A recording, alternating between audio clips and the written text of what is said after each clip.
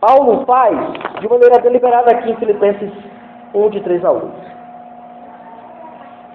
Veja, ele nos coloca nesse cenário, lembra, Filipos é uma cidade que é criada em homenagem a Filipe da Macedônia, pai de Alexandre o Grande. Nós vimos isso domingo passado. Nesse cenário, naquela cidade morava muitos cidadãos romanos, soldados, e muitos destes eram membros da igreja de Filipos.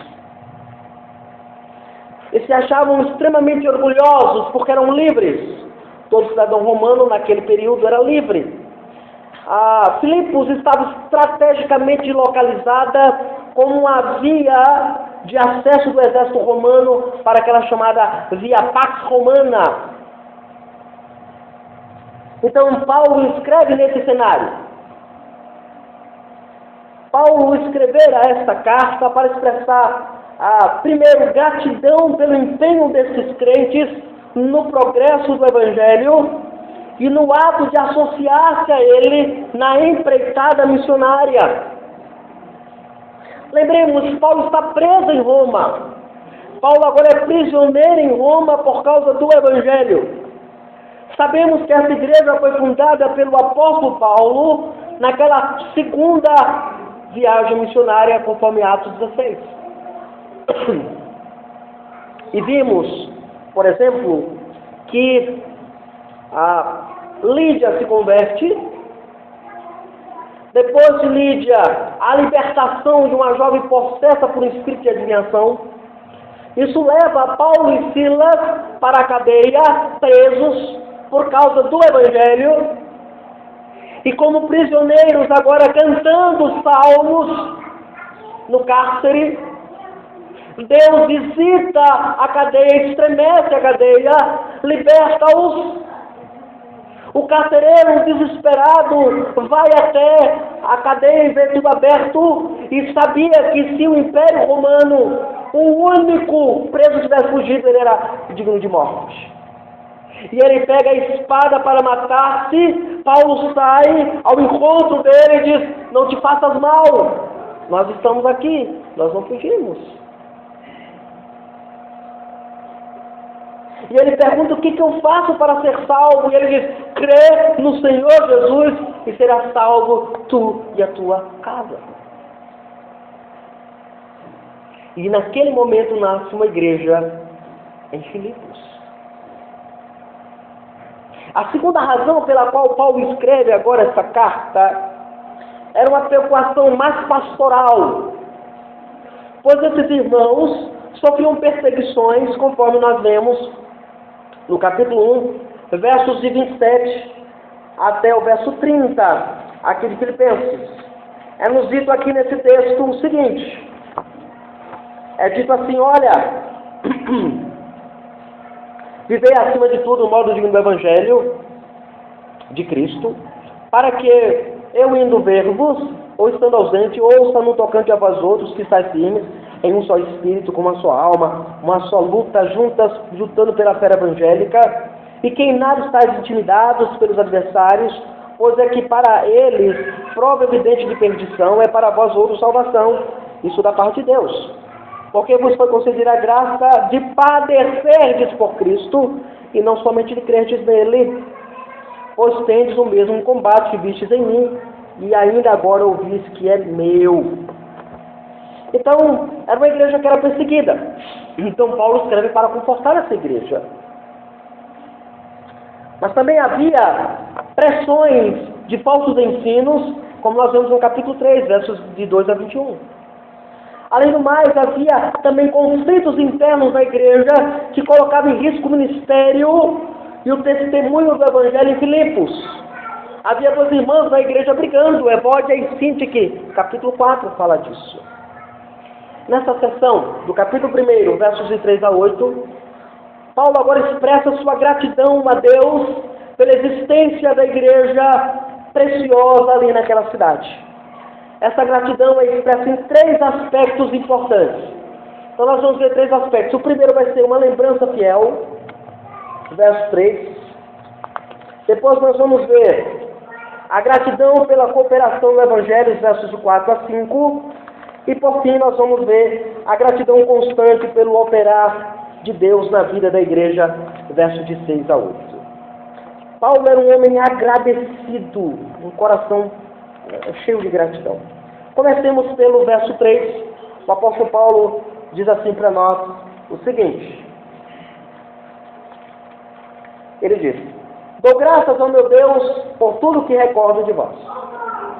A primeira questão, a primeira razão, os três aspectos importantes de uma vida cristã que agradece a Deus, é que primeiro essa vida cristã está sempre com a lembrança fiel.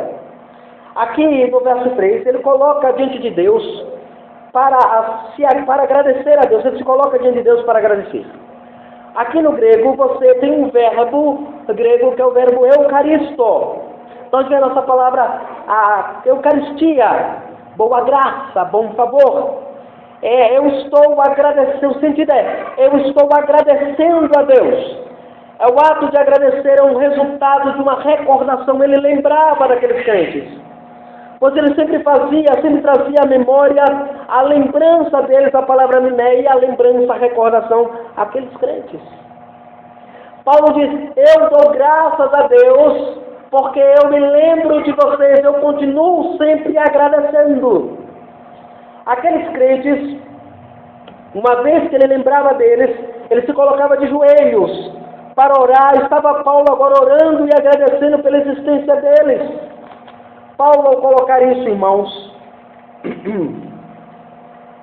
ele diz: dou graças ao meu Deus por tudo que recordo de vós. Aqui Paulo lembra de algumas coisas. Às vezes nós sempre carregamos em nossas lembranças nada prazerosa a respeito de nossos irmãos. Foi algo que ele disse, foi algo que ela disse, foi algo que ele falou que me magoou, foi algo que ele disse que me feriu, foi algo que ele falou, se expressou, que gerou em mim essa revolta, gerou em mim essa falta de sensibilidade. Carregamos isso dentro do nosso coração. E isso impede-nos que olhemos para o outro como necessitados de nossas orações.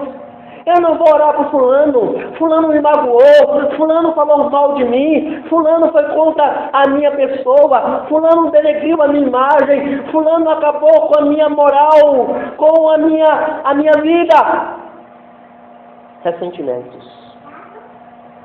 Isso impede que muitas vezes nós agradecemos a Deus pela presença e existência daqueles irmãos que congregam conosco.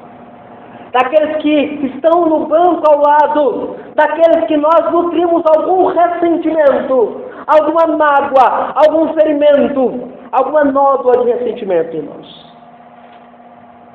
Aqui os verdugos do ressentimento nos impedem de que dobremos o joelho e oremos a Deus, agradecendo a Deus pela igreja na qual Deus nos tem treinado para enfrentar essas coisas, para acabar com essas coisas, para destruir isso no meio da igreja. Nós precisamos disso na vida da igreja. Paulo está aqui agora orando a Deus. As tatuagens do ressentimento, irmãos, nos impedem de termos um coração plenamente gratos a Deus pela existência da igreja. Às vezes você tem algum desentendimento com o irmão e aquele desentendimento se torna uma pedra de tropeço no seu viver em comunhão. Aquele desentendimento com o irmão às vezes leva você a viver uma vida longe do Evangelho de Cristo. Mas aqui, irmãos, o apóstolo São Paulo poderia se valer desse expediente. Você conhece a história de Paulo quando ele chega na cidade de Filipos. Quando ele chega ali, ele vai até a margem do rio pregar o Evangelho, uma mulher se converte, Lídia se converte. Depois ele andando, pregando o Evangelho, encontra uma jovem possessa que ela adivinhava para alguém ganhava dinheiro com o sofrimento alheio. Paulo prega o Evangelho, liberta essa pessoa entende que agora é liberta, deixa de fazer aquelas práticas de adivinhação. E o que acontece com Paulo e Silas? Vão para a cadeia. injustamente. Ou ele poderia viver lamentando-se, ou que dirá dele agora em Roma, preso, por pregar o evangelho que chegou à igreja de Filipos, por pregar o evangelho que restaurara a vida dos crentes. Ele estava agora preso. E ele poderia lembrar da cidade com muita tristeza. Ou foi naquela cidade que eu fui machucado. Foi naquela cidade que eu fui ferido. Foi naquela cidade que eu fui humilhado. Foi naquela cidade que eu fui fustigado, preso como um criminoso, perseguido como um bandido, tratado como um desordeiro da ordem da paz. Mas lá está ele preso em Roma, de joelhos, orando pela igreja, orando pelos crentes, orando pelos irmãos. E você, na igreja, não tem a menor coragem de dobrar o joelho e orar por aquele que sofre na igreja. Por aquele que está passando por privações e dificuldades na alma. Aqui está um homem à beira da morte, orando por uma igreja que ele fundara com muito sofrimento. Você consegue entender o sentimento de Paulo? Você consegue entender o coração desse pastor na igreja? Orando por uma igreja que está distante dele, por uma igreja, por uns filhos que estão distantes, por uns filhos que ele não verá mais a face. Mas ele não deixa de orar. Enquanto eu e você abandonamos rapidamente a oração por qualquer problema, por qualquer ressentimento, por qualquer mágoa, por qualquer coisa, abandonamos, deixamos de orar pelo outro.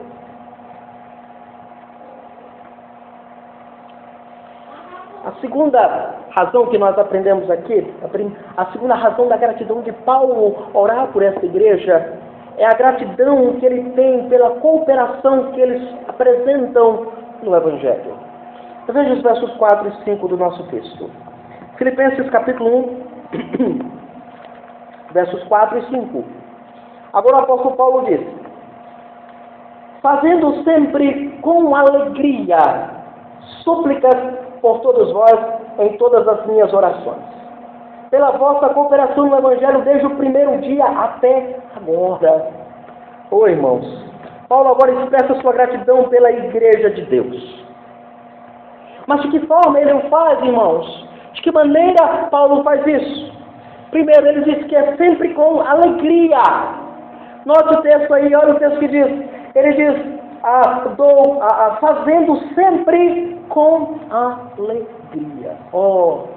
Orar para muitos é um sofrimento. Orar para muitos é uma tristeza. Orar para muitos é um peso, é um fardo. Não, irmãos. Para Paulo era motivo de alegria. Aqui ele sempre ora com alegria. Ora, como Paulo que está na prisão. Paulo que está preso por pregar o Evangelho. Ora, como é que Paulo, preso na prisão, ainda consegue orar com alegria em sua vida? Veja, Paulo está com seus 70 anos, irmãos. Paulo só tem um amigo agora na prisão. Quem é esse amigo? O jovem pastor de Éfeso, Timóteo, com seus 30 e poucos anos de idade. Era o único amigo que o velho Paulo tinha. Paulo está sozinho, abandonado, largado lá.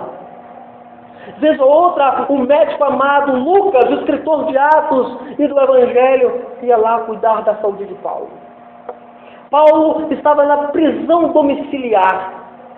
O que é a prisão domiciliar no tempo de Roma? Paulo pagava a sua própria despesa. O Estado não pagava nada. Paulo alugava a casa e ficava com 2 ou 3 generais romanos, cuidando para que ninguém o levasse, fugisse. Por isso que ele vai dizer que a guarda pretoriana ouviu o Evangelho. Por isso que o Evangelho chegou até a casa de César. Por isso que o Evangelho chegou até o imperador. Irmãos, Paulo, ele ora com alegria no coração. Irmãos, é prazeroso a oração, diz Paulo. A gratidão torna os nossos corações alegres. Quando você é um crente agradecido, você não vai ver o coração desse crente triste, abatido, cabisbaixo. Haverá sim lágrimas. Haverá sim muitas dores. Mas tristeza latente na alma, não. Quando a gratidão torna os nossos corações alegres, mesmo nas horas da adversidade, está Paulo preso. Os adversários estão contra ele, mesmo nos momentos mais difíceis de nossa vida, mesmo quando as lágrimas são nossas companheiras diárias, haverá sempre um lugar para a alegria, se o nosso coração for grato a Deus. Haverá sempre um lugar para a alegria, se o nosso coração for grato a Deus. A segunda questão que a gente percebe aqui nesse texto, irmãos, nesse bloco de 4 a 5, é que a oração de Paulo não era uma oração inconstante, ela era ininterrupta. Ele diz, fazendo sempre com alegria súplicas por todos vós, em todas as minhas orações. Irmãos, aqui nós aprendemos grandes coisas de Paulo. A prática da oração de Paulo era uma oração constante, fazendo sempre, orando sempre, buscando sempre. Mas veja, era em todas as orações, ele incluía a igreja. Em todas as orações ele colocava os crentes da igreja. Ele orava pelo pastor, ele orava pelo diácono, ele orava pelo presbítero, ele orava pelo zelador, ele orava pelo irmão da igreja, ele orava por cada crente. Esse é o sentido de por vós aqui. Ele orava por cada crente. Esse é o sentido aqui no texto. A terceira razão dessa gratidão pela cooperação do Evangelho é exatamente essa. Era gratidão por causa do envolvimento dele no Evangelho. Veja o verso 5 da nossa passagem de Filipenses, capítulo 1. Filipenses, capítulo 1, verso 5. Paulo diz, pela vossa cooperação no Evangelho, desde o primeiro dia até agora. Observe aqui, eu queria que você tem caneta, segura marca essa palavra cooperação. Aqui o apóstolo Paulo usa a palavra grega koinonia. Vocês conhecem koinonia? Vocês conhecem, vocês sabem que palavra é essa. Vocês podem não lembrar do significado. Mas escutam essa palavra, koinonia. Banda koinonia. Koinonia. Koinonia, irmão, significa comunhão. Mas essa palavra, irmãos, também pode significar generosidade. Então você traduz a palavra cooperação por comunhão. Ou por generosidade. Vejam como é que fica o texto. Pela vossa comunhão no Evangelho. Pela vossa generosidade no Evangelho. Irmãos, isso aqui é maravilhoso. Aqui a palavra comunhão tem a ver com fazer sacrifícios em prol do progresso do Evangelho. Quantos sacrifícios você já fez por essa igreja?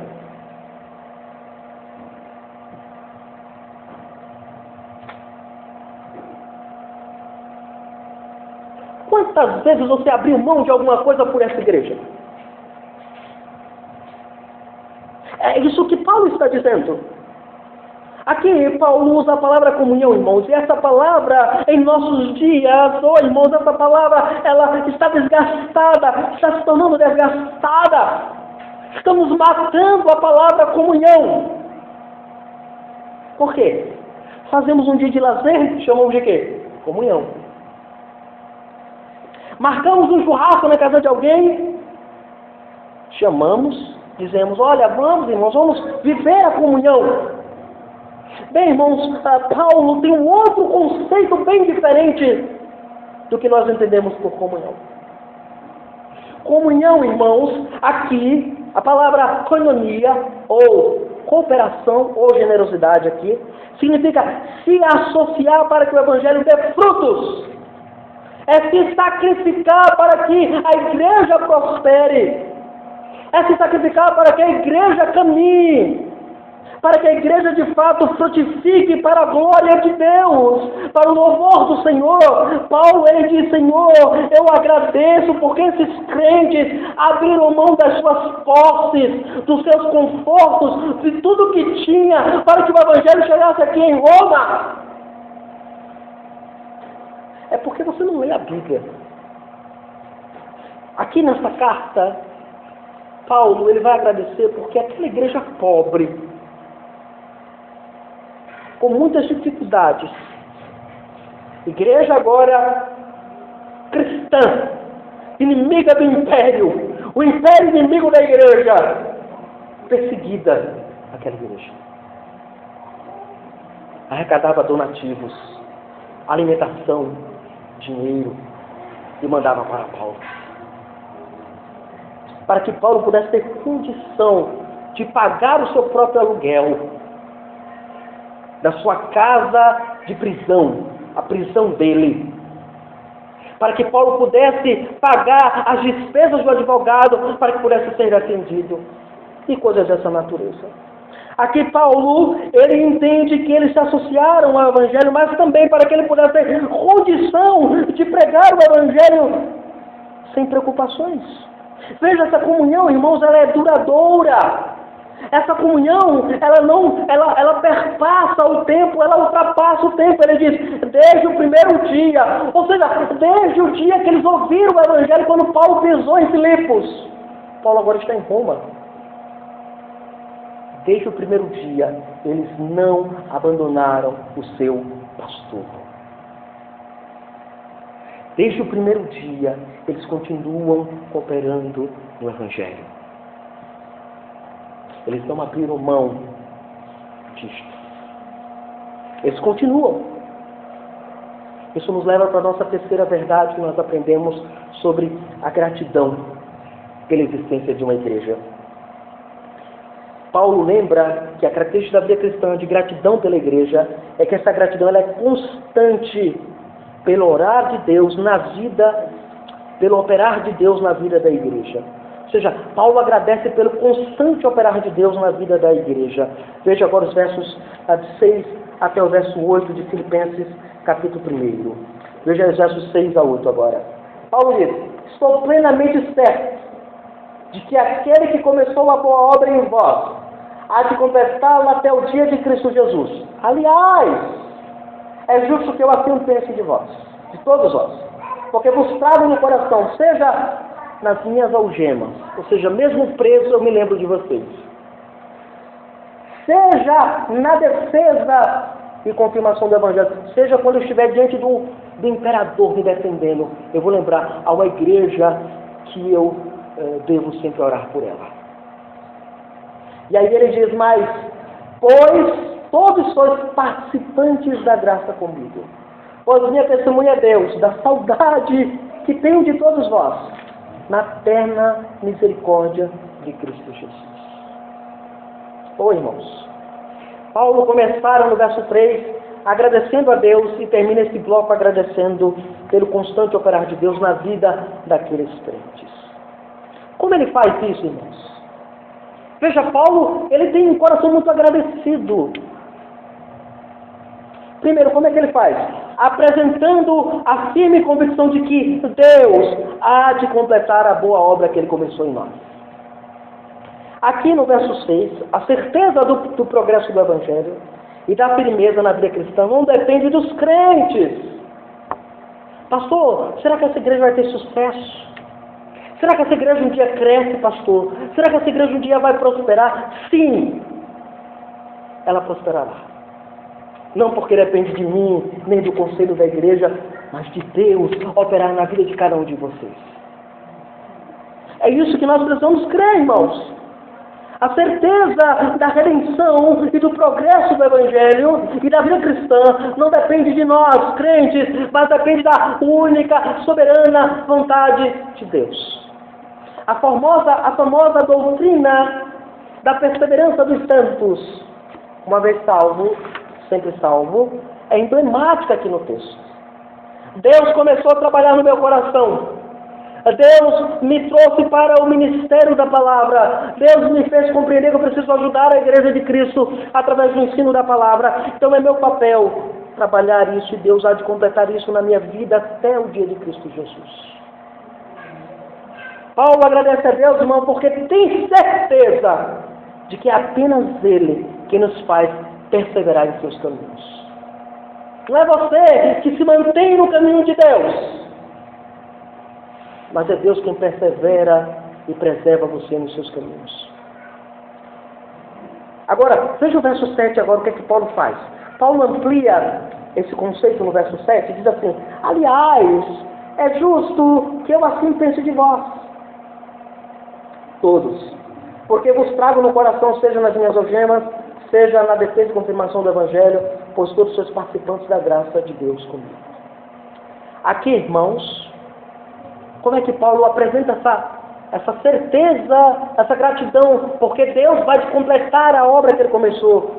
É a certeza de que eles são partícipes da mesma graça. Paulo mostra um interesse profundo por aqueles crentes.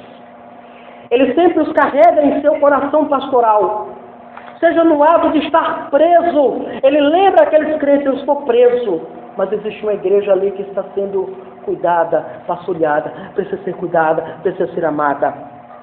Eu estou preso, mas veja, porque ele não apenas lembra no ato de estar preso, mas no ato da defesa do Evangelho.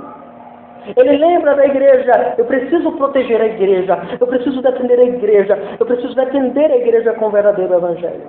Porque estes crentes eram partícipes com Paulo, pois cuidavam dele, mesmo ele preso, oravam por ele, mandavam donativos, cuidavam do seu pastor. Por isso Paulo os tinha em alta consideração. E o que nós aprendemos aqui, irmãos? Duas coisas. Aos pastores, o dever de estar sempre disposto a lutar pelo Evangelho e lutar pela Igreja de Cristo. A igreja é lembrada do seu dever para com seus pastores, de orar por eles, de cuidar deles. É o nosso dever cuidarmos de nossos pastores. É isso que nós aprendemos na palavra de Cristo. E aí Paulo, ele diz: eu oro a Deus, eu agradeço porque eu consigo lembrar de vocês quando eu estou pregando o Evangelho, e eu consigo lembrar de vocês nas horas mais solitárias da cadeia.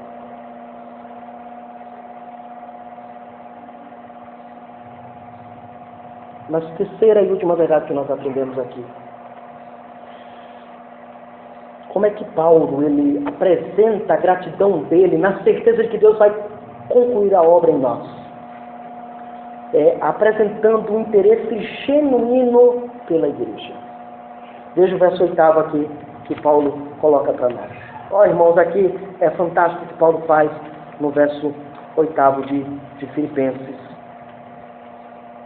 capítulo 1. Paulo diz: pois minha testemunha é Deus da saudade que tenho de vós, na terna misericórdia de Cristo Jesus. Aqui, Paulo ele apresenta seu interesse genuíno pela igreja, por eles. Ele diz, para ele mostrar isso, ele chama a Deus como testemunha. Deus é minha testemunha. Assim Paulo evoca Deus para mostrar aos crentes quanta saudade ele tinha por aqueles crentes. O quanto ele tinha saudade daquela igreja, o quanto ele amava aquela igreja, o quanto ele queria o bem daquela igreja. O apóstolo São Paulo, ao declarar isso aqui no verso 8, Paulo lembra: pois Deus é minha testemunha da saudade que eu tenho de todos vós. E aí ele usa a expressão terna misericórdia em Cristo. A palavra terna misericórdia pode descrever o sentido de amor das vísceras, amor do mais profundo do ser, alguém que consegue olhar com amor e compaixão para com a igreja, pela igreja e por causa de Cristo. Diante disso, que verdades nós podemos aprender desse texto e aplicar ao nosso coração como igreja do Senhor Jesus? Algumas verdades nós podemos aprender desse texto e aplicar ao nosso coração. A primeira verdade, irmãos, é Precisamos nutrir um coração cheio de gratidão. Um coração cheio de amargura não glorifica a Deus. Um coração cheio de murmúrio não glorifica a Deus. Um coração murmurador não exalta a Deus. Alimente seu coração com a palavra de Cristo. Busque ter Cristo como centro da sua vida. A segunda verdade que nós aprendemos desse texto, irmãos, precisamos ter uma postura diferente para com a oração. A oração se tornou, irmãos, um hábito apenas das horas emergenciais. Está doente? Vou orar. Está passando por uma provação? Vou orar. Está passando por um problema da alma? Vou orar. Não, irmãos, a oração não pode ser acidental na vida do crente. Mas a oração deve ser algo habitual na vida do crente. Eu, você, nós precisamos orar habitualmente. Ter o desejo pela oração, o impulso pela oração, o prazer da oração, o desejo de orar. Porque só assim a igreja prospera, só assim a igreja cresce, só assim a igreja de fato evolui, só assim a igreja de fato progride. Quando a igreja aprende a buscar a Deus em oração, constantemente. Não por uma mera necessidade, não por uma mera precisão, mas porque é a alma da vida.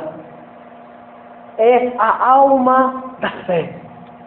Oração é o hálito de vida do crente. E por último, irmãos, nós precisamos aprender a honrar aqueles que nos lideram. Há muita falta de desprezo para com os líderes da igreja, para com os presbíteros, para com os pastores da igreja. Precisamos ser crentes que entendem que o nosso papel é labutar juntamente um com o outro pelo progresso do Evangelho. E uma das maneiras dessa é orar pelo seu pastor, orar pela família dele, investir tempo orando nele, orando por ele, pedindo que Deus o abençoe, dê graça e força para caminhar nessa luta que é laboriosa do Evangelho. Assim, de igual modo, com os seus presbíteros. É papel nosso cuidar dos nossos líderes, orar por eles, zelar por eles, para que de fato tenham força e ânimo, mesmo na hora da adversidade, conseguir levantar a voz e pregar o Evangelho. Que Deus possa de fato aplicar isso em nossos corações, para a glória dele somente. Amém. Vamos orar ao nosso Deus agradecendo a exposição da palavra. Senhor, obrigado, Deus, porque tua palavra foi pregada, Senhor. Que ela possa encontrar abrigo em nossos corações, Senhor. Que ela possa de fato ser, ó Deus, o centro e o fundamento, ó Deus, de nossas vidas, Senhor. Nos abençoa, Deus, nos dá graça, nos dá amor, ó Deus. Nos dá empenho e dedicação, ó Deus, ao Evangelho, Senhor. Que o Senhor Jesus possa de fato, ó Deus, ser o centro de nossas vidas. Que a nossa vida seja marcada por gratidão, ó Deus, e honra ao teu nome. É o que nós choramos, é o que nós te agradecemos. Em Cristo Jesus. Amém e amém.